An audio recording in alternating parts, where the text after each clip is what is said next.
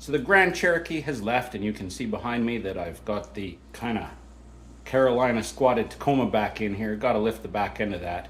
Yesterday and today we've had quite a snowfall, and I was just out doing some shoveling just now, and I'm just not down with that. So, you know, I'm a guy with a bunch of snowblowers, right? So I did try and get some fired up at our last big snowfall, and I didn't have much luck. Of course, I've got old Jake there, but that thing is super overkill for my little driveway.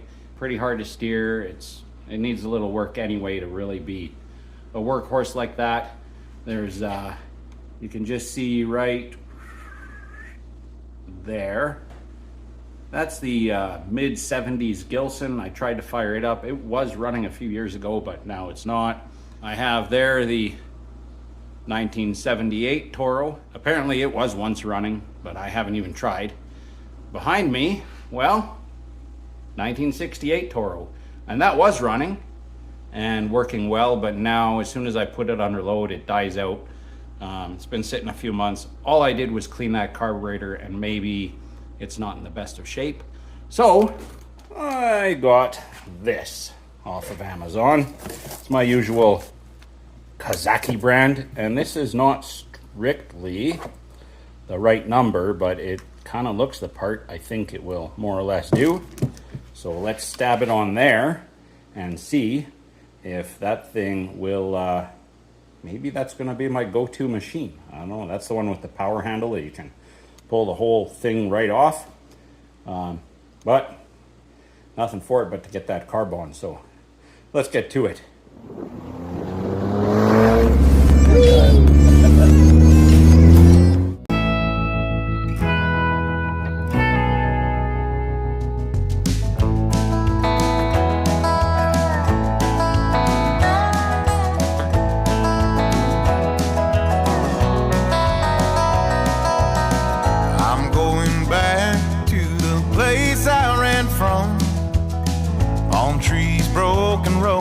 Desert Dust Bowl song, where the bill man will call you almost every week.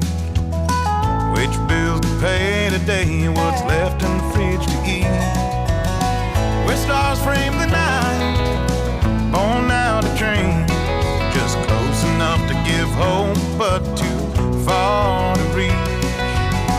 I left there with that hope on fire, backseat for a bed in search for something brighter. Down in that Dust Bowl Valley, with that Dust Bowl Valley sun, I'm going back to the place I ran from, where the earth and the men been hardened by life in the sun. Like my old man, he's 63, still swings a hammer, still tougher than me. Well, I don't see a lot of functional difference between these two. Minor differences. The biggest difference we have to contend with is both of these right now are choke closed, and the angle of the choke lever is completely different, but we can solve that. Outside of that, I mean, this is the same. Doesn't have, oh, the return springs popped off. Okay, we'll fix that up. That's why that's not returning. But everything else looks, you know, more or less the same. Jetting and such may be different, but we'll, you know, probably be able to tune that out. So let's take care of the choke issue. You know, sometimes when you're dealing with this old stuff, like, you can't get the quote-unquote right part, so you get the closest you can and switch parts over, I guess. That's what we're gonna do today.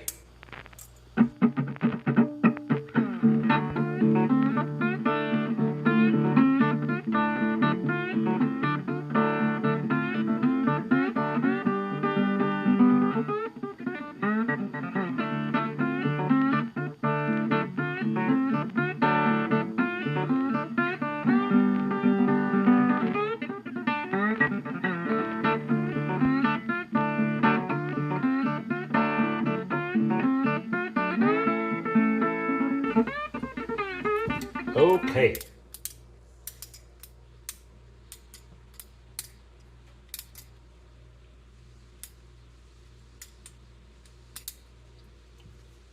Get that little spring back to where it should live. It has completely unwound.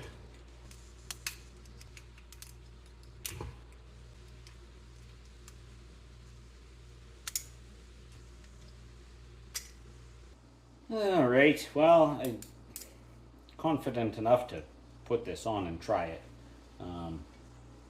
Out of deference to Mama Cat, I'm not going to fire this up tonight because she hates it when I come in smelling of, you know, small engine exhaust smoke. I also don't remember where this linkage came out of.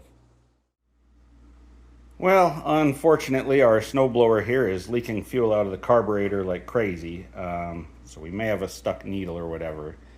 And complicating that issue is that the shutoff here is not, when we turn that, nothing's happening here. So I'm going to put one in the line, and then at least it won't leak all over my shop floor. Oh, it just gets better and better. Oh boy.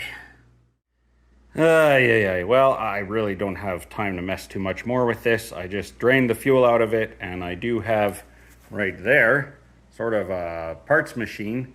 I'm going to just combine the two to make one good machine, and the rest will probably go off to scrap, unfortunately. So, all right, well, back to the Tacoma. I've spent the past few weeks doing quite a lot of automotive stuff for friends and whatnot, and that means I haven't spent much time on some of the other stuff that you're more used to seeing me work on the channel here. Hasn't been much interest in old Jake here, but one guy did come out to look at it. He was very interested, and then found out that the drive belt here is in really quite poor condition. And apparently that was a deal breaker for him. He drove quite a ways and then didn't buy it. So I bought a belt from Amazon for $16 or $18, and I'll throw it on, and then, you know, if someone else is interested in buying it, at least they won't have that excuse. Well, this shouldn't fight us too hard. It looks like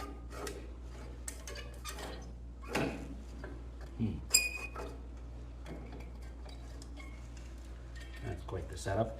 We're gonna have to get the snowblower drive belt off to get this belt off, but we'll cross that bridge when we get there. So one screw up here.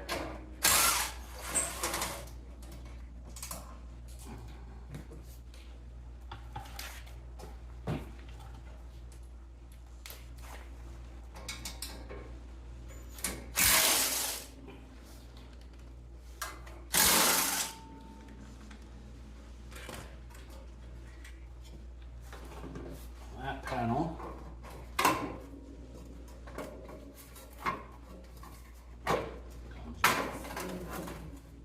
Come on. There we go.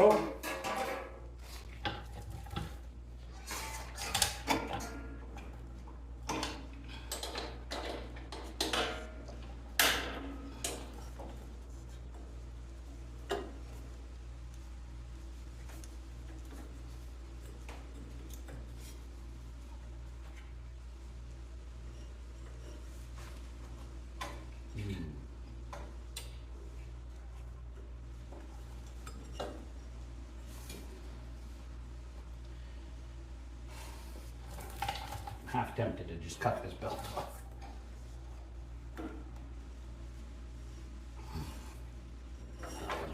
There we go.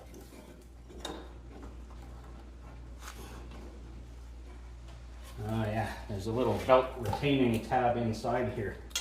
Forgot about that.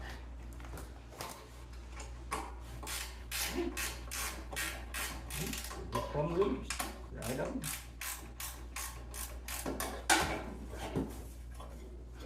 There we go.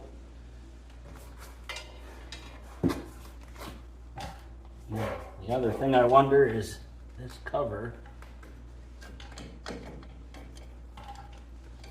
Am I better off trying to pull this whole clutch out of here? The more I look at this, the worse it gets. I think we're officially at the point where I don't know what I'm doing. It didn't take long. Oh. Those are tri-wing bits. I guess those aren't supposed to come off then. Okay. I jammed the belt up in here and was able to break the bolt loose. What that's going to do for us, I'm not too sure yet.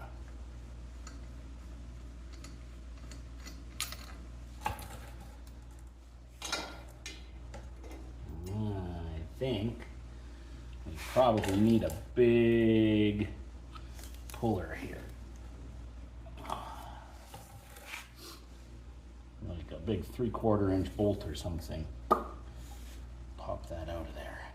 Maybe the guy was onto something. This is not that easy a job. I think even with the clutch off, it's still going to be tough because this plate wraps all the way down under the pulley and the belt is on the other side and there's not enough space for it to come out. So even with the clutch and the clutch pulley and the belt out of the way, this plate still has to come off. That'll be easier with all of this out of the way though. So there's a bolt there under the muffler, a bolt there that's attached to the muffler, and there's a bolt down there which there's a bracket then to the block, so I guess you could undo the bolt down here, but I think it'd be easier to take that one out and then slip that cover off. So I'm gonna leave that here for now until I find a big bolt. It's more than a 3/4, it might be 7/8. I found some stuff that was close, but nothing quite big enough to force this out, and then we can carry on.